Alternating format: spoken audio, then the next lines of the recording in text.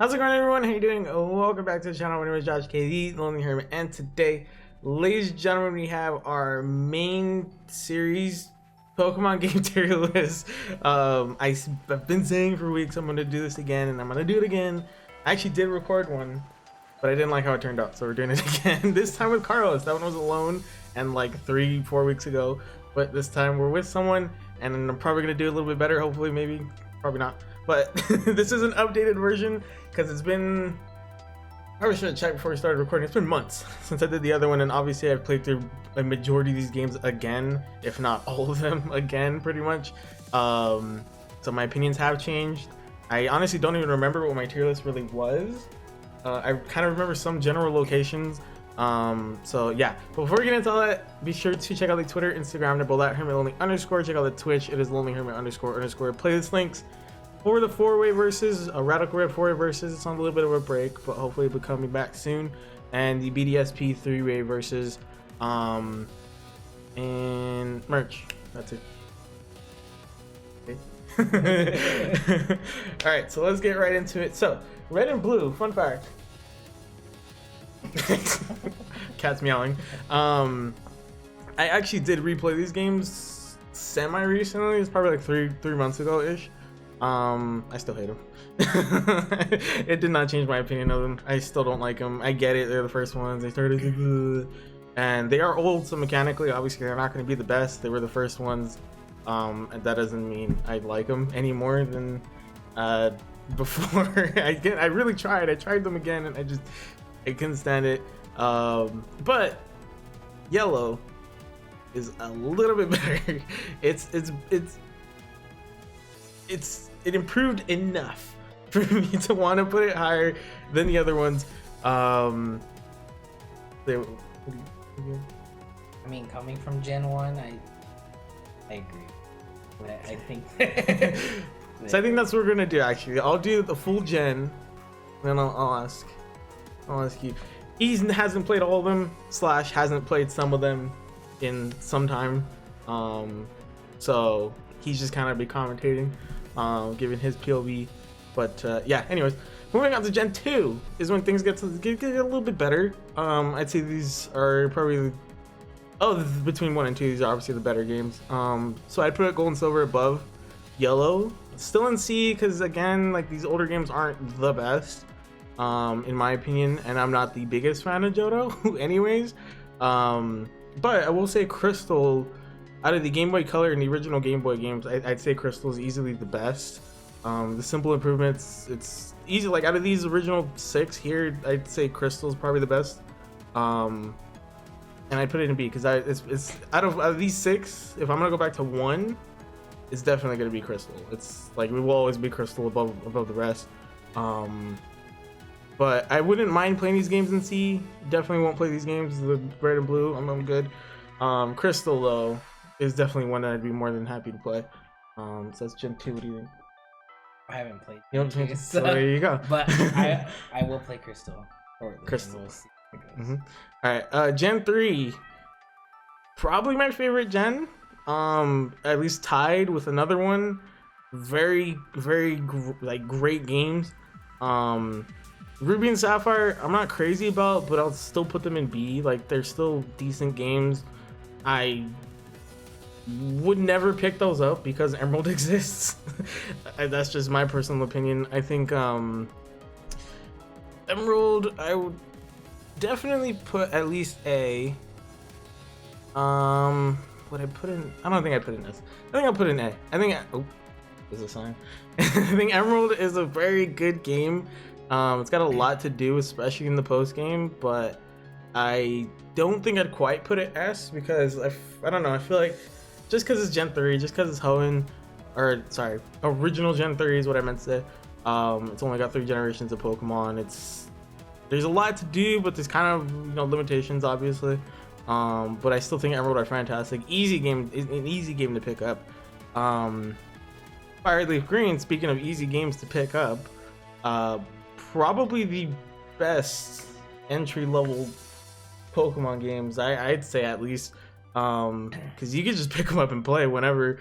I think I'd put them A because I I will acknowledge that they are very basic. They're very cut and dry. The story's super basic. It's got a pretty mean level curve in the middle of the game too. So I'll acknowledge the simplicity, but I also acknowledge that they were my first games and they are amazing to play when you're just getting into it because it teaches you without really hand holding. Yeah, I love those games. I wouldn't quite put them in S because again, I'll acknowledge their simplicity, but I'll put them in A. That's Gen 3. Yeah.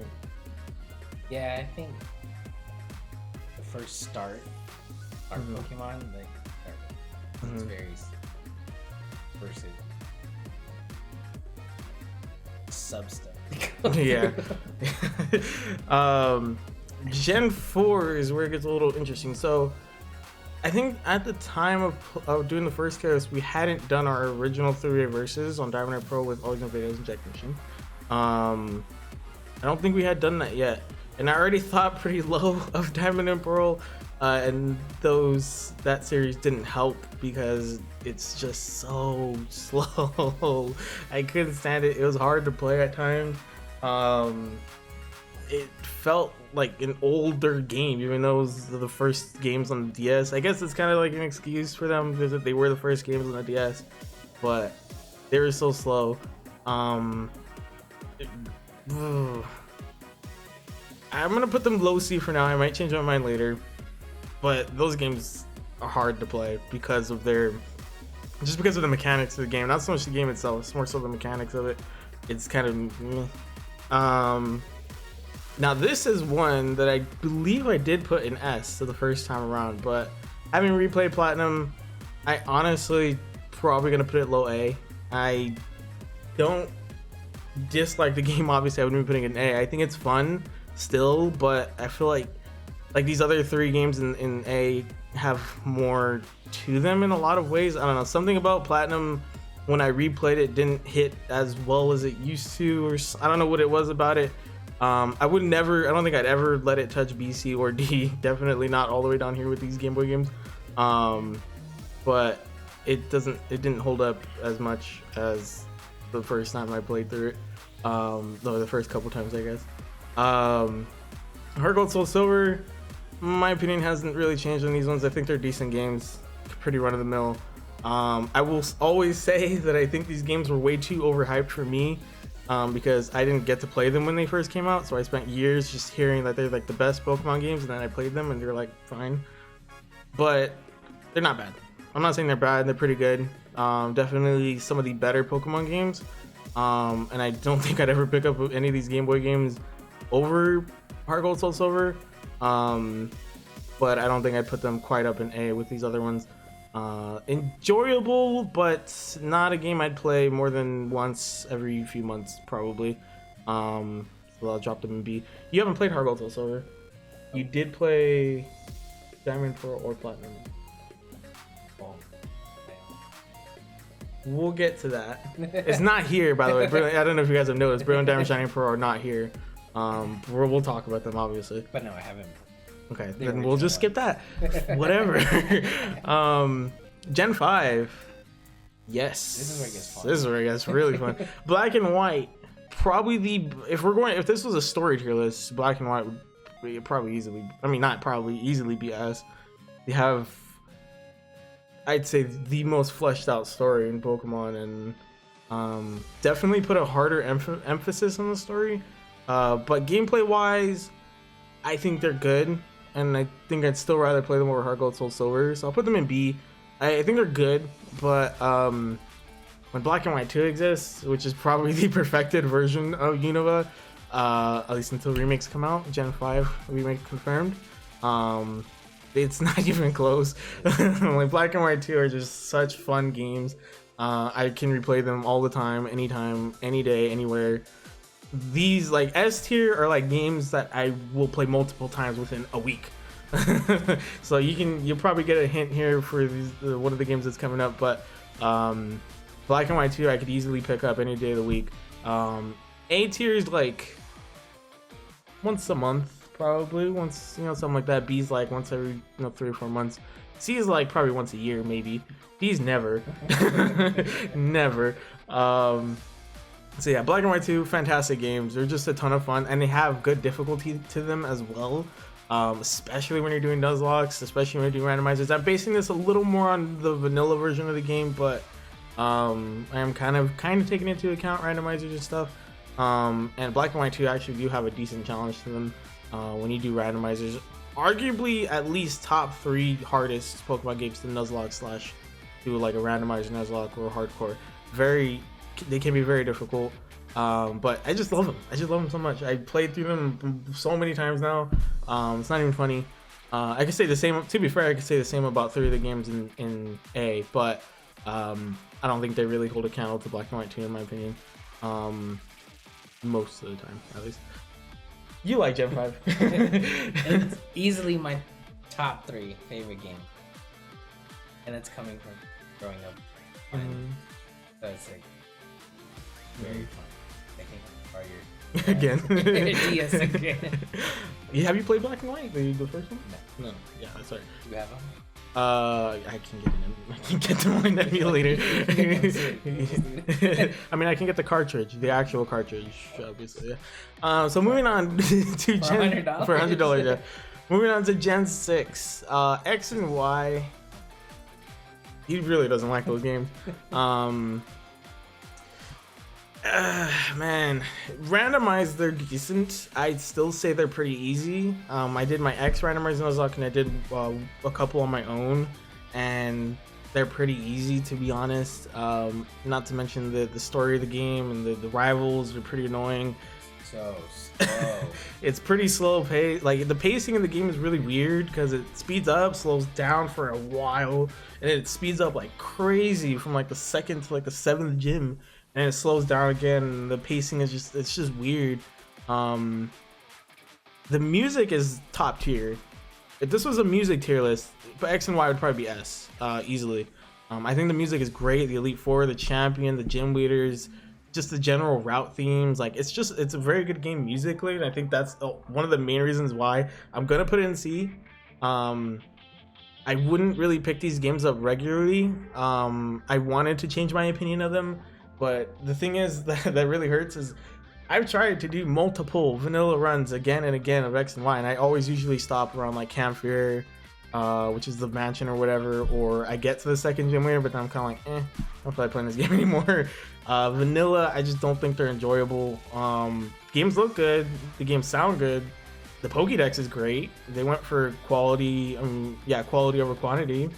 Good, but Pokédex is very good, but I don't know, something about X and Y is just boring. The pacing is weird. I don't really like the evil team. Lysander is pretty boring to me. He's your generic, I'm gonna take over the world kind of guy.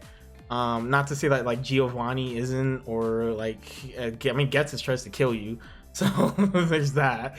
I don't know, Lysander to me just seemed, the whole Team Flare just seemed, I don't know, weird. It never really clicked. And like I said, the games look good, sound good, but a fresh coat of paint on garbage is still garbage. It's not garbage, but they're just not as fun as a lot of these other games. But Omega Ruby and Alpha Sapphire, probably my favorite version of Hoenn, and that's an easy yes for me. I literally said it in an episode of 3 Versus. I told him, like, today, I've done 5 runs of these games in like the last 2 weeks. Just for fun, just because I really enjoy these games. There's a lot to do. There's megas, the full roster of megas. All the megas are in Omega Ruby and Alpha Sapphire. All the legendaries.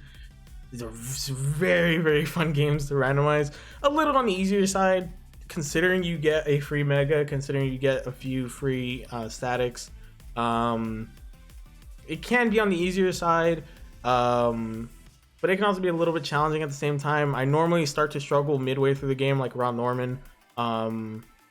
That's usually where my Nuzlocks are make or break, is that middle part.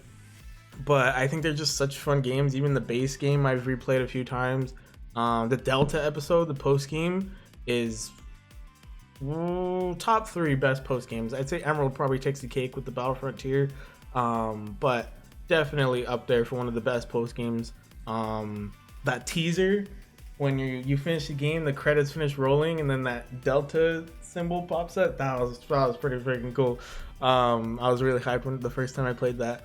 And yeah, just easy as for me. Super enjoyable games, easy replayability. I very much enjoy them. I agree. I'm playing it again now. Sure, he is. Yeah, he is. Yeah. Yeah, super fun games.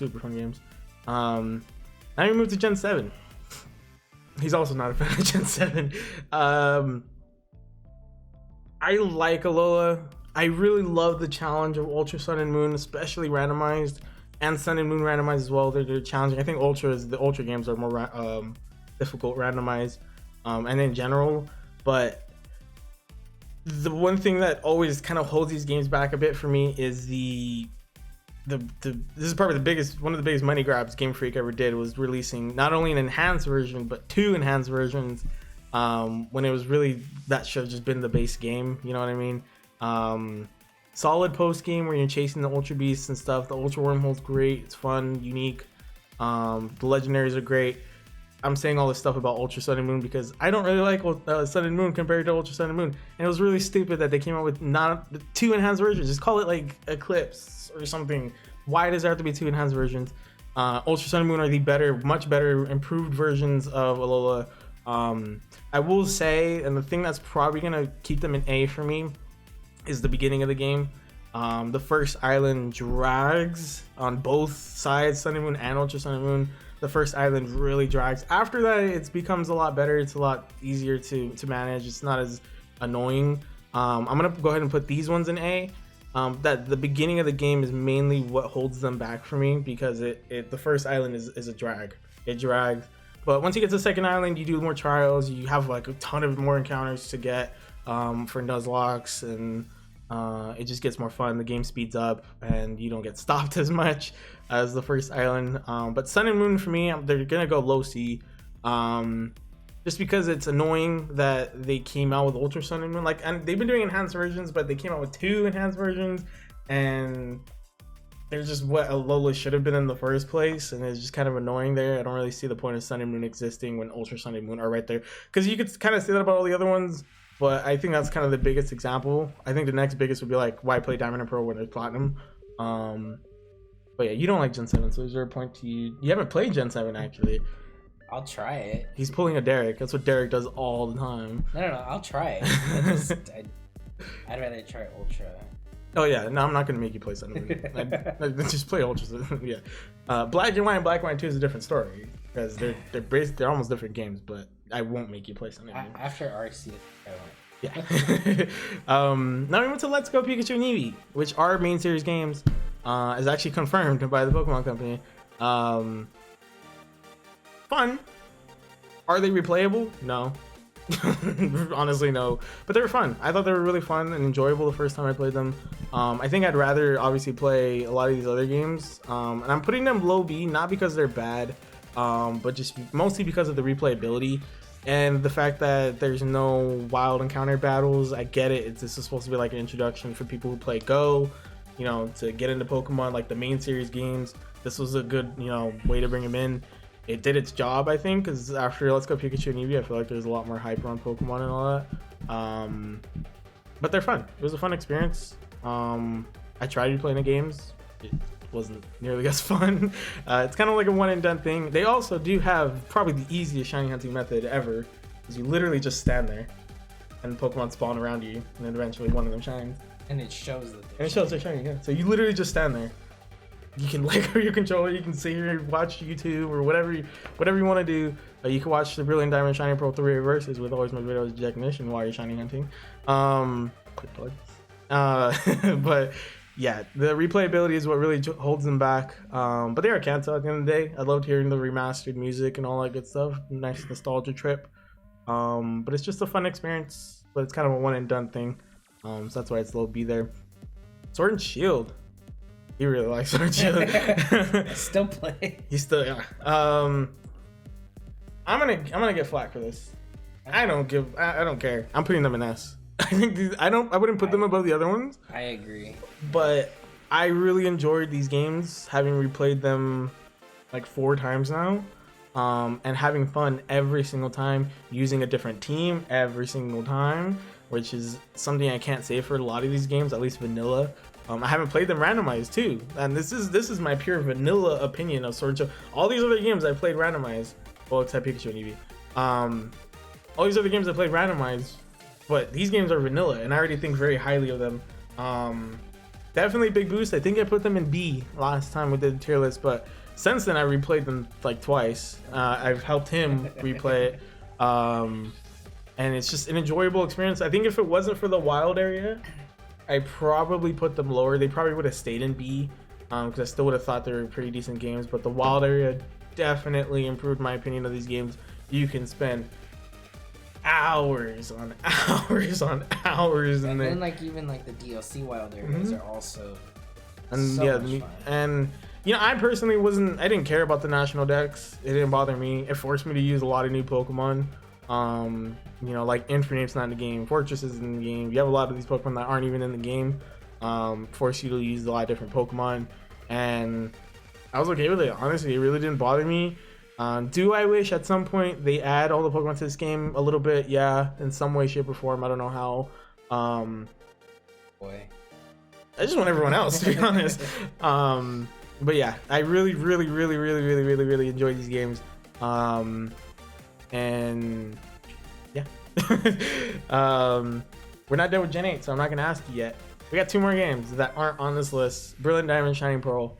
I'm putting them in A. Is where I would put them. I don't think they're quite S. I probably put them lower A, to be honest. I think they're fun experiences. I played them on I'm doing 3 playthroughs of them. The Shiny Hunting Pokeradar is fun. Again, other games that I haven't even played randomized yet, so there's also that. This is my pure vanilla thought on it. I had a really fun time with them. The fun experience, decent challenge, to be honest, especially when it came to the Leaf Forward and Champion. Then again, I did an Infernape only run, so that didn't go too well. We beat Cynthia eventually, but yeah, Cynthia definitely is a force to be reckoned with. In my opinion, though, Lucian, the final Leaf 4 member, is way more challenging than Cynthia, because I kept dying to him. But yeah, and then there's the Team Galactic double battle, followed by Cyrus towards the end of the game, where you face Mars, Jupiter, and then Cyrus. That's a pretty gnarly combination. It's still pretty difficult in this game, but I thought it was just a fun experience. The game looks good. I personally haven't ran into the glitches that everyone's been running into. I've been playing the games a lot, and I really haven't run into any glitches. I just think they're a fun experience, to be honest. I really don't think Dynamax, Gigantamax belongs in Sinnoh. I don't know, like it was weird, because I feel like Megas worked really well from different, and even regional variants, which was introduced in Gen 7, works in other regions as well. Maybe they could have done something with Sinnoh, but I feel like Dynamax, Gigantamax just didn't really fit the game, in my opinion. It is what it is, but I thought it was enjoyable. I thought the games looked really good, sound good, played well, and just very smooth overall. the only thing I didn't like was Wii avatars. Yeah, I hated so much. Like, it's not even like when it goes from that to the regular one, it's just so different. But yeah, I'd probably put it low. It was fun. Did you give your full Sword and Shield? I don't know. It's double S for Sword and Shield. Wow. I know you probably put it higher, but I'd rather play those games than those games. Yeah. But it's fun. Yeah. And I do agree. As far as games I have played, very much. Probably gonna catch some heat for this, but I mainly probably Sword and Shield. And probably putting Omega Ruby Alpha Sapphire above every other version of Helen. In my opinion, it's just the best version of Helen. But yeah, anyways, that's the whole tier list. So let me know your guys' tier list down below. Let me know your opinions. What do you think of my tier list? Be nice. This is all opinionated, of course. I'm not being, this isn't objective. This isn't an objective tier list. It's an opinionated one. It's not facts, although it is. But yeah, be sure to check out the socials in the description. Twitter, Instagram, @Hermit_, Twitch is ___. Check out the merch link down below. Check out the playlist links for the series we got going on. Any final words, my friend? And of course, be sure. And of course, be sure to share socials, with friends, family, everyone you know. Let the people know Lonely Hermit and Carlos where it's at. Catch you guys in the next one.